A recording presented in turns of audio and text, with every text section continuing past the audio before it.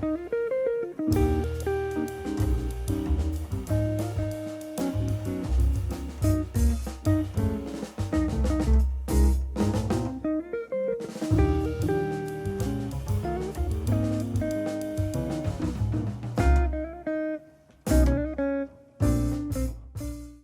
question here I would like to talk about a little bit is, what are the best times for having breakfast, snack, lunch, dinner? So that's a good question. And so first of all, it is important to say that it's very individual. So it will depend on the individual and their appetite and their activity levels and their daily routine and things. But in a general sense, it's a good idea to try and eat every about 3 to 5 hours, that we're not leaving very big gaps without eating. Because in that case, we tend to choose less healthy things and have a less planned intake. And especially if somebody is doing sports, for example, you need your protein hits, particularly every 3 to 5 hours. There is some evidence coming out around the timing of meals that eating most of our food before 3 p.m. seems to sync up with our body clock and our circadian rhythm. And that might be good for our metabolic health, so like reducing the risk of diabetes and things. So that kind of goes back to the old saying of, breakfast like a king and, lunch like a prince, dinner like a pauper. It's that kind of routine. There is some evidence emerging for that. But then there is the intermittent fasting side of things as well. So that's quite a new area. But some of the latest research there is looking at like a fasting and feeding window. So like the 16-8 diet, where you eat within 8 hours every day, you fast, say, for 16 hours. And there is, again, some evidence that can work for some people, mainly just because it reduces calorie intake. So it depends what works. It depends if somebody's trying to lose weight or not as a beginning point, and what works for them. Some people naturally just eat that way. They just tend to, I don't know, they wake up too late for breakfast and they eat lunch and dinner, and they kind of naturally have a 16-8 diet. So it really depends on what works for each individual, but generally it's a good idea to at least have breakfast, lunch, dinner, trying to have most of our food before 3 p.m. and then sometimes some healthy balanced snacks in between can be a good idea as well. You can just give me 2 examples, for each. Okay, so different food examples? Yep. Okay, perfect. So if we're thinking of protein, meat, chicken, fish, beans, lentils, tofu, that kind of thing, they'd be really high protein foods. Then if we're thinking of carbohydrates, as I said, bread, pasta, rice, potatoes, sweet potato, breakfast cereals, oats, that kind of thing. Then for fats, will be things like butter, oil, nuts, seeds, nut butters, avocado, cheese, those kind of foods would be high in fat. So they would be, and then obviously we have our fruit and veg. It's kind of like our fiber group. So they would be some examples from each group. What is the right amount of food and what type of food maintain your body weight? So again, this will be very individual depending on, because each person's requirements based on their sex, their age, their height, their weight, their activity, whether they have any illnesses or anything like that. So for a very, individualized plan, you would need to go and see a dietitian. But again, in a general sense, for an average woman, the calories to maintain, like a 60-kilogram woman, is about 2,000 calories a day. And for the average man, it's about 2,500 calories a day. That's what a lot of like food labeling and things are based on.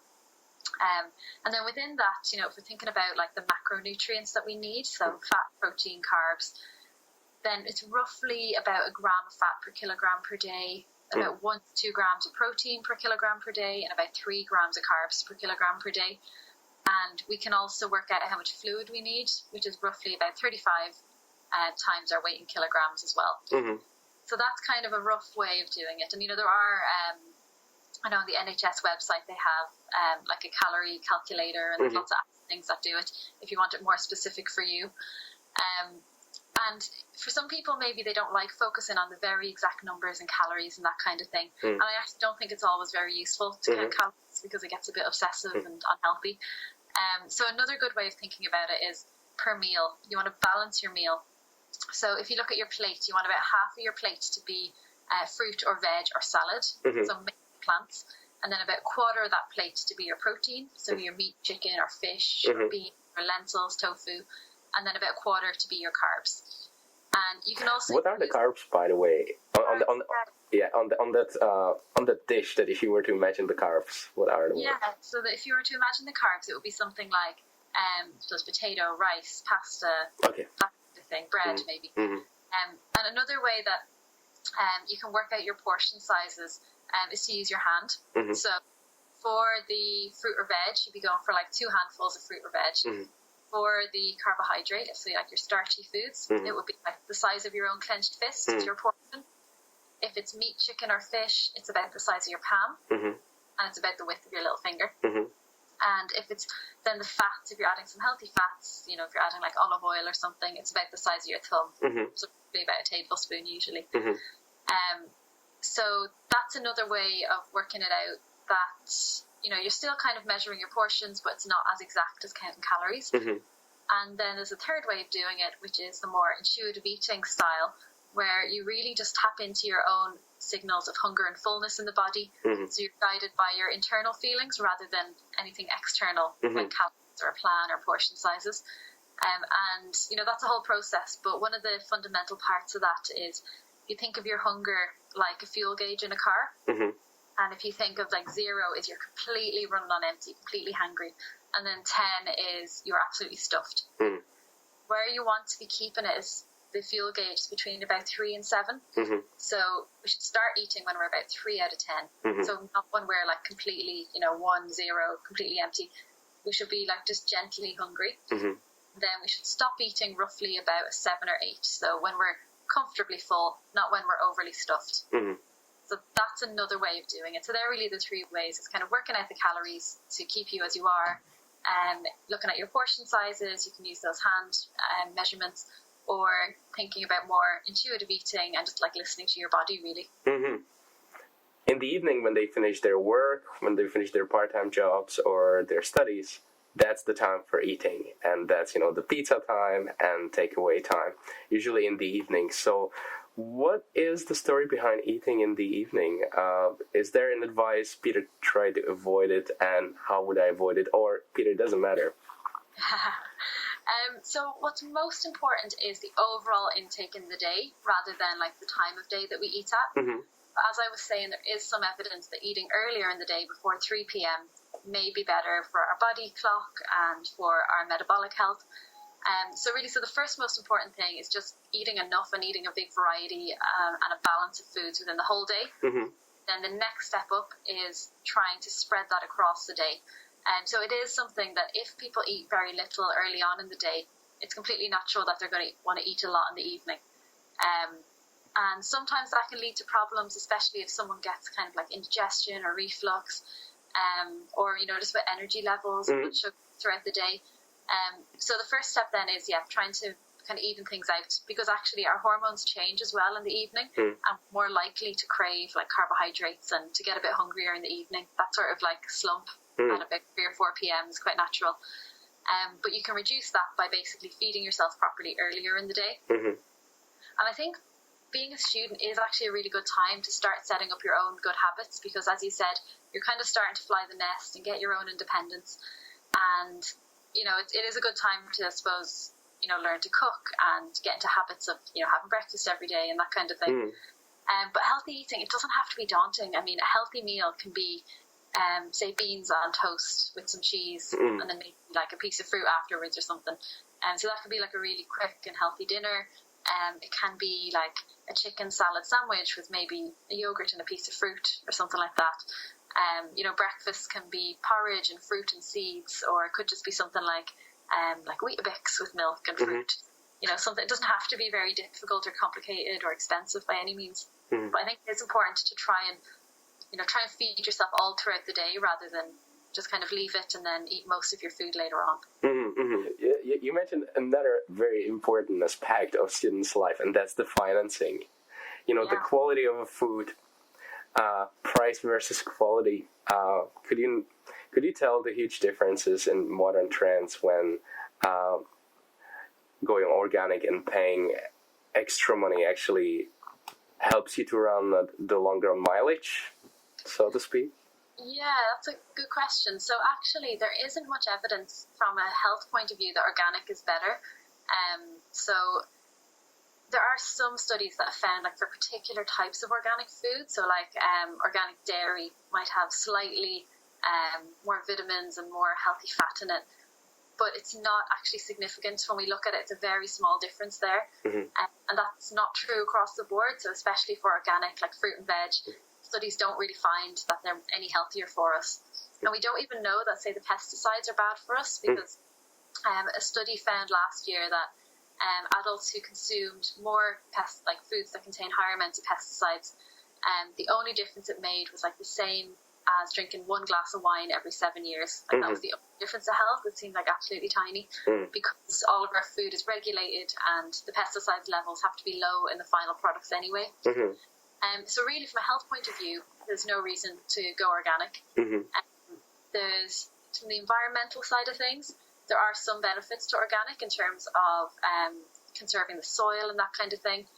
But there are some drawbacks as well, because organic farming is less intensive. It tends to use more land and more resources, more water. So even from an environmental point of view, it's not really clear cut that we should choose organic. If someone just prefers organic, or organic happens to be, locally produced, or, something that you like, then that's perfectly fine. But for students who are trying to save on money, you really don't need to go organic. And some other good tips are, like, frozen fruit and veg is just good, and it tends to be cheaper and it keeps longer.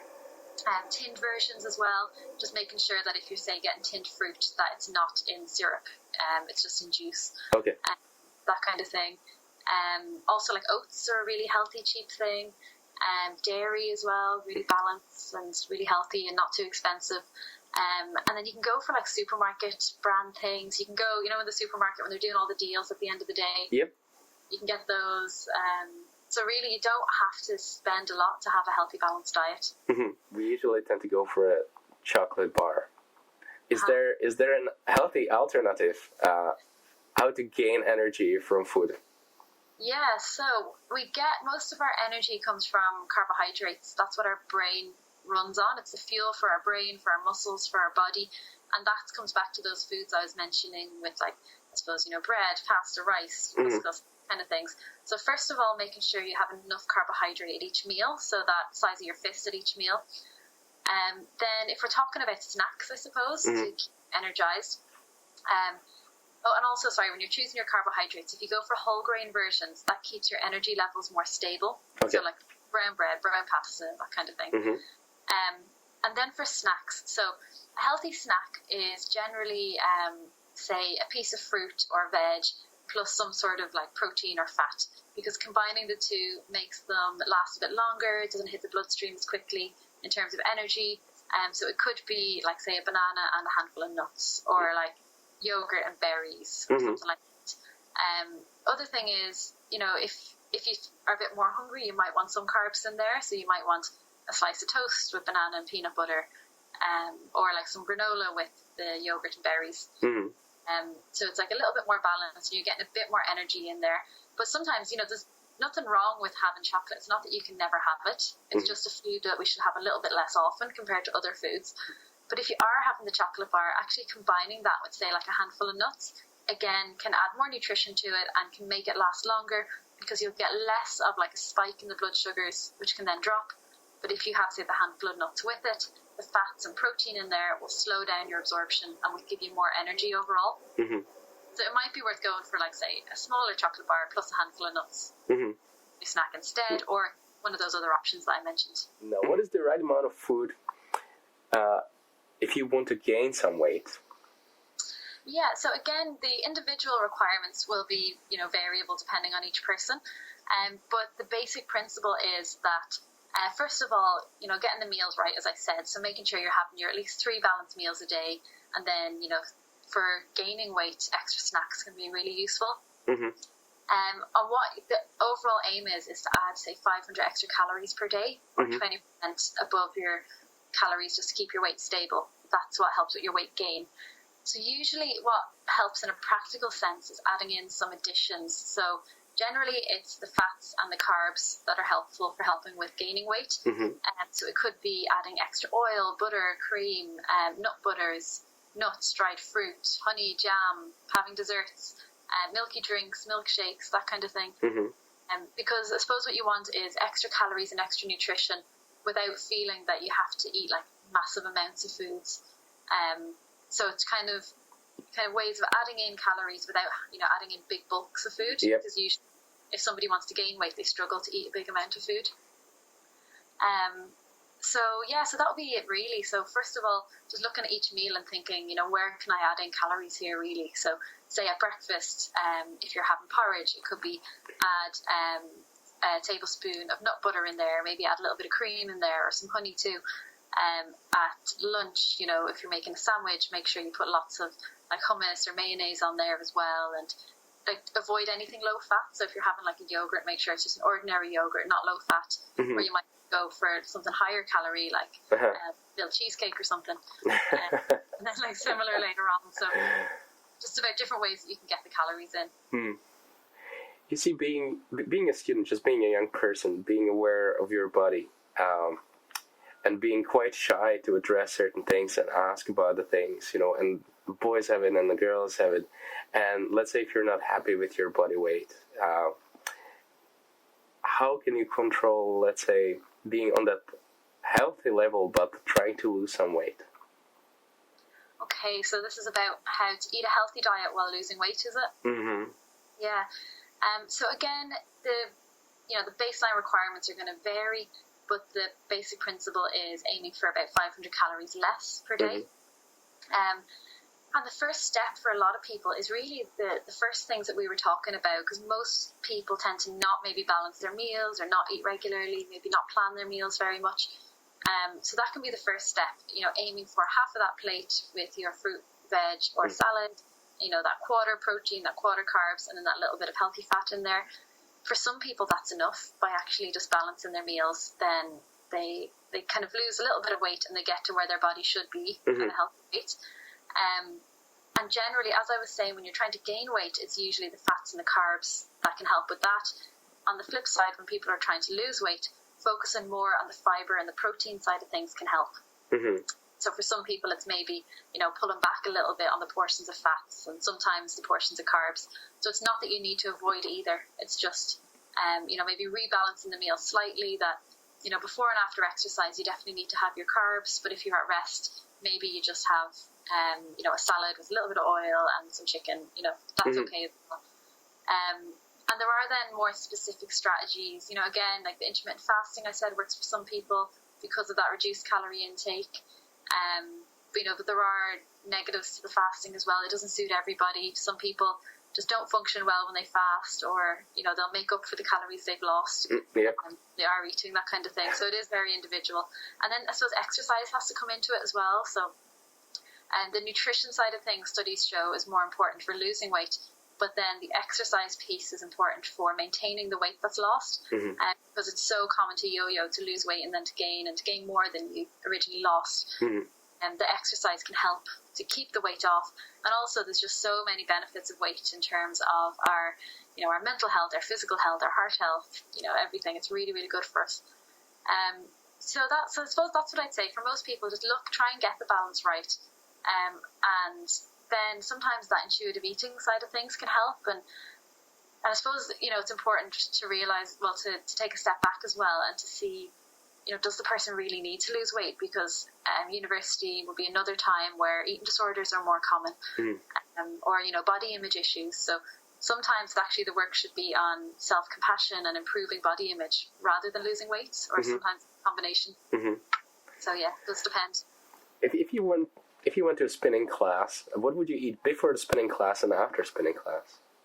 Yeah, so some ideas, and again, it'll depend on what time of day you're going. So say you're going like after lectures in the evening, then you had your lunch earlier on, so you'd probably want a snack to give you a bit of energy for the class. And so again, probably something that contains carbs, so maybe like a cereal bar and a piece of fruit, something like that. It could be like dried fruit mixed with nuts or something too.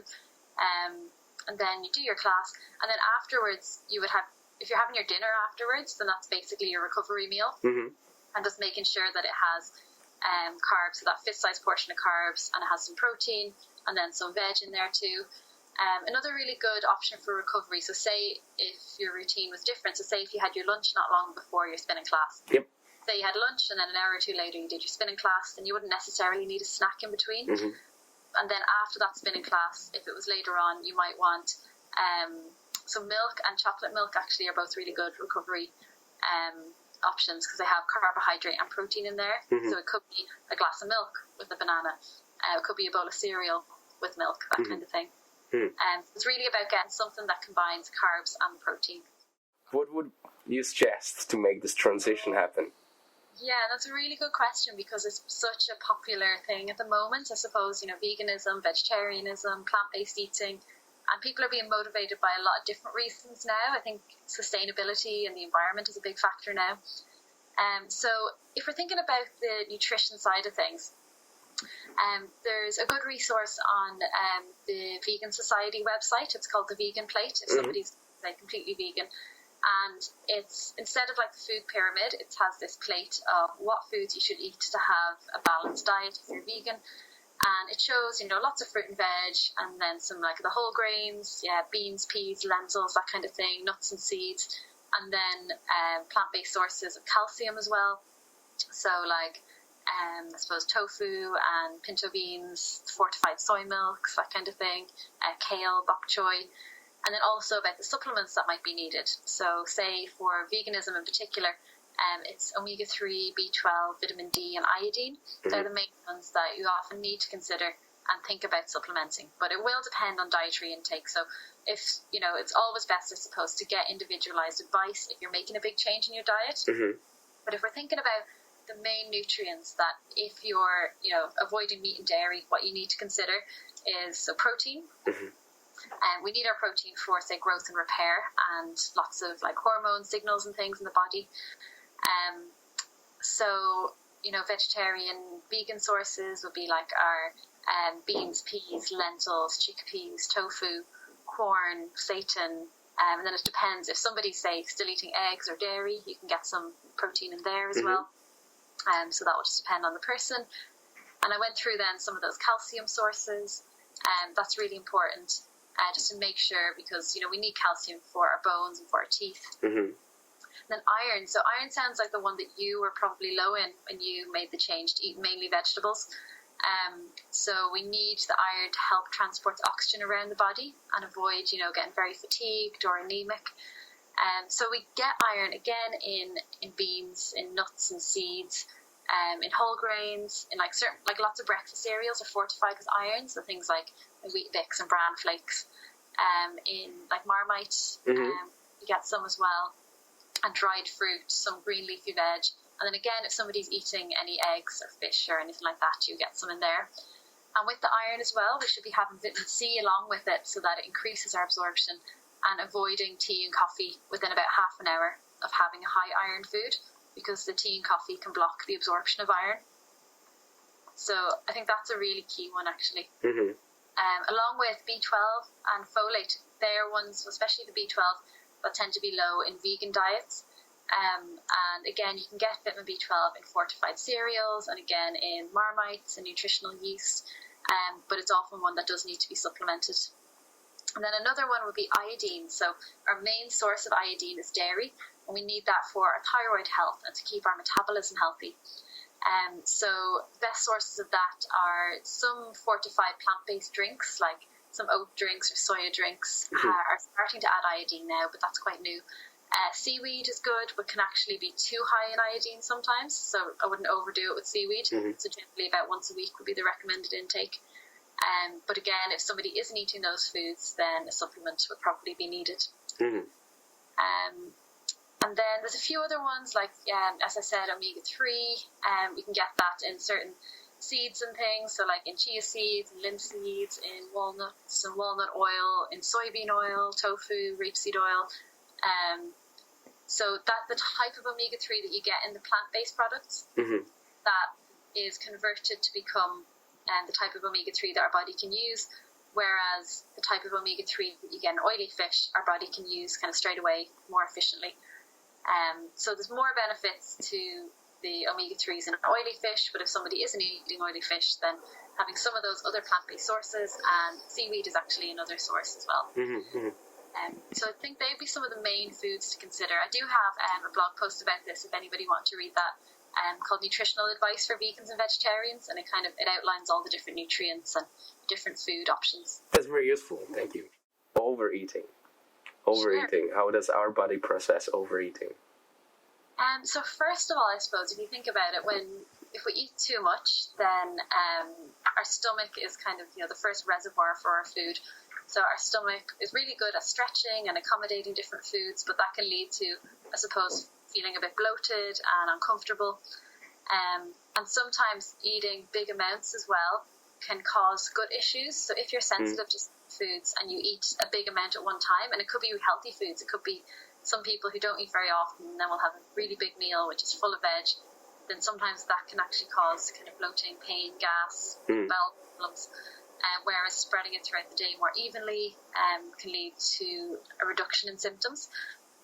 And then I suppose, overall, if we're eating too many calories, then longer term that leads to weight gain and a higher risk of heart disease and diabetes, that kind of thing.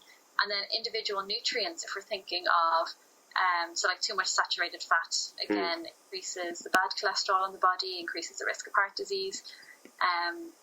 So they would be really the main risks from eating too much. And I suppose it's just that sort of like sluggish feeling can lead to feeling quite lethargic.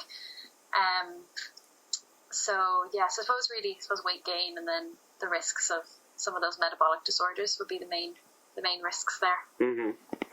What if we don't fuel our body enough?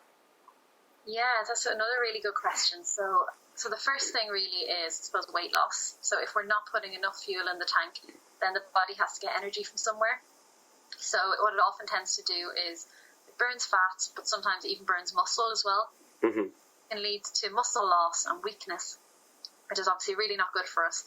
It can lead to low mood and low energy because the body is prioritizing keeping itself alive, keeping the heart beating, keeping the blood pumping. So we can't really think straight, like our higher cognitive functions. They would be like further down the list of, keeping us alive. So it doesn't prioritize that. So that can really affect our cognition and our mental health. And then if somebody is like doing sports or anything, it's really going to reduce their performance if they're not fueling properly. And then again, some of those nutritional deficiencies. So like if somebody switched to a vegan diet but didn't really balance out the diet, they could lead to a deficiency in iron, which could lead to anemia and, those feelings of fatigue and things that you're talking about. Can also lead to like hair loss and dark circles and, just really not nice. And then they might not get enough calcium as well. And calcium really important for the bones. And especially, if we're not having enough calcium, that can lead to more weakened bones, brittle bones. So it is really important to keep the bones fueled as well. And it is other things as well, like protein and phosphorus and like other nutrients that we need for our bones. So really there's a lot of significant risks from not eating enough. I think a lot of the time, even with, the messages we get in the media, it's we're all eating too much, we all need to cut back kind of thing. Actually, there's really significant risks of not eating enough food. So it's really important to fuel ourselves. Yeah, so there are different ways of doing it. So usually when we make a change, we're more likely to stick to it if we take things one at a time and do it gradually and kind of build on it.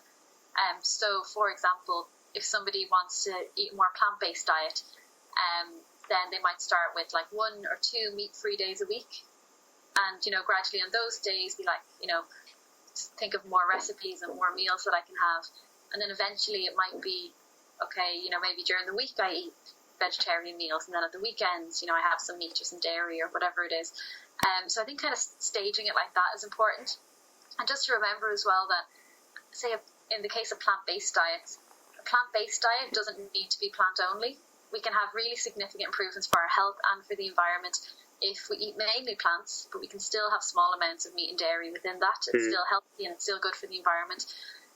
So I think getting out of the frame of mind that it has to be all or nothing. Really, nutrition, it's not black and white, it's not all or nothing.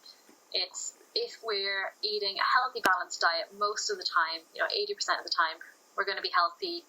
And it's important to have that flexibility with the diet as well. So not to be, okay, these foods are off limits, I'll never eat chocolate, I'll never eat biscuits, that sort of thing. It's not a healthy frame of mind to be in, and what it tends to lead to is binging. It leads to like restriction, and then you feel deprived, and then you binge, and then you feel guilty again, so you restrict again. You start this very vicious cycle. So I think taking things one at a time, taking it gradually, is a lot more realistic, and it's a lot more helpful.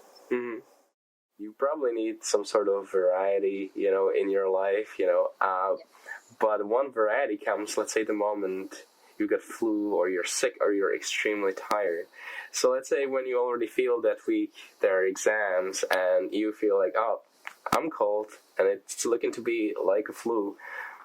Any food that could actually help you to get through that week and treat even the illness? Yes, so I suppose the main one is vitamin C is one of the main ones. So there's no real evidence that vitamin C can prevent a cold, but if you already have a cold, it can shorten the length of that cold. So I suppose eating more oranges and peppers and kiwis and things that are high in vitamin C. You could take a vitamin C supplement as well, just making sure some of them are very high doses and can lead to diarrhea and things. So with the very high doses, you could just take a multivitamin. You're sick, just to make sure you're getting a top up of all your different nutrients, because there's some nutrients like zinc and things are important for our immune system as well. You get zinc in a lot of shellfish and in certain like nuts and seeds, and in beef as well. So I suppose when you're sick, it's just important to, part of the self-care will be still feeding yourself. So, just if you don't have the energy to make extravagant meals or anything, perfectly fine. Just make sure you're still feeding yourself. Still try and get a variety of fruit and veg in, because you'll be getting a variety of antioxidants that can help with your immune system. And then I suppose just not pushing yourself too hard. So if you're not well, don't force yourself to go and exercise if you don't feel like it. Just kind of listen to your body, and especially when times are really busy, sometimes perfect healthy eating has to take the back seat, and that's okay. But it's just making sure that it's that balance of you're still taking care of yourself as well. Is there a limit for a coffee we should have per day? So there's actually pretty good evidence that coffee's really high in antioxidants, and it's been found to be good for our heart health. So people who drink more coffee tend to have slightly lower risk of heart disease and diabetes. So it's not something that you need to avoid at all, and there's actually health benefits to it. But the recommended limit is usually about 3 cups of coffee a day. They're like caffeinated drinks, which might be lower than what some people consume. So, and you still get, and one of the main reasons for that is because of the caffeine. Too much caffeine might not be so good for, again, for the heart and that kind of thing. And especially when it comes to our sleep, and our sleep is so important for our overall health. Our last coffee of the day is supposed to be 12 hours before bedtime. In order to not interfere with our sleep. So some people may feel that actually I have a coffee in the evening, I'm fine, I still sleep, but the quality of that sleep still might not be very good. So for most people, that's the last coffee should really be mid-morning. But as you said, it is individual, and it depends. Some people just don't tolerate coffee at all. It makes them really anxious and they feel awful, or it really affects their gut or their bowels. Whereas the people, it really energizes them and it makes them feel really good, and they need it to start their day. So I think, somewhere around those 3 cups a day will be the recommended amount, but there is individuality there. Another popular drink would be a can of Coke, and maybe even a bottle of Coke, and if it becomes a habit, suddenly you're drinking Coke every single day. I wonder, that amount of sugar, what does it do to our body, and are there any alternatives that you would go, just get a water or get an orange juice? Yeah, so the healthiest option is always water, unless you're doing like a marathon, and then like a sports drink is a better option, or any of the kind of the sugar-free, the diet versions are slightly healthier than the full sugar versions. There is some evidence that the sweeteners in the diet versions might not be so good for the diversity of bacteria in our gut, but that's quite new research. So at the moment, the benefits of having less sugar, sugar-free compared to the full sugar versions, that seems to slightly outweigh in favour of the sugar-free versions. So again, if it's like very occasionally you're having like a full sugar Coke or 7-Up or something, then that's fine. But as you said, if it's like every day, that is a lot of sugar. Generally, it's about 7 teaspoons of sugar per day that we're recommended to have. So you could easily just have all of that in one sugary drink. And also, I mean, it's kind of you're getting a bit of fluid, but you're not getting. I suppose, say if you had like a cake or something that had sugar in it as well, you're probably going to feel more satisfied, say, from the cake than you would from the sugary drink. So again, not something that you never have to have, but it wouldn't be a healthy habit to be in to have it every day, for example. Getting in the habit of having water as the main drink, it's just the best option for teeth and for overall hydration. You mentioned sports drink. What is a sports drink? Yeah, so it's generally like an isotonic type drink. So it has carbohydrates and electrolytes in it. So the reason for that is obviously athletes need to rehydrate. And if you're doing very intense exercise for, say, longer than an hour, then you need a little bit of extra electrolytes like sodium, salt, to be able to absorb your fluid properly. And then also, if you're doing like long distance or like intense exercise, you need to be having more carbohydrates to fuel that. So for most people, if you're going to the gym, if you're doing a class or your own workout for like up to an hour, you don't need to have a sports drink, you can just have water. But if you're going out and doing, training for a half marathon or something, when you're getting to over the hour, then it will be beneficial to go for a sports drink. And is, let's say, Red Bull and Lucozade and likes, those are the sports drinks, are they? So the Lucozade Sport will be one, and then there's like all the supermarket own brand versions. It would be like the energy drinks, so not like the kind of the Red Bull and the those sort of brands. Okay. And they wouldn't be the ones to use for sports. There's high percentage of students with diabetes, and is there any advice how they should treat their eating habits during a day? So first of all, it depends on which type of diabetes. So there's type 1 and type 2. So type 1 diabetes is usually diagnosed, when you're a child or a teenager, and that's like a genetic type, and that's when somebody needs to take insulin. So in that case, they should have a plan from their diabetes team about how much insulin to take with their meals. They might have an insulin pump, put in how many carbs. So some people with type 1 diabetes, they're trying to encourage more people to do it, where they count the carbohydrates in their meal and they match their insulin doses to those carbs. So that's a really good thing to do. But then there may be some people with type 2 diabetes, which can be, partially related to our lifestyle and to our weight and things. And if it's a type 2 diabetes and if they're not on insulin, then it is going back to the kind of healthy eating and balancing the meals, as I said. Although some people do better from pulling back a little bit more on the carbohydrates. So it doesn't need to be like a really like carb-free diet or, no carbs, but basically going for less carbs in the day. So just, slightly smaller portion of carbohydrates and trying not to have too many sugary things. That can be helpful.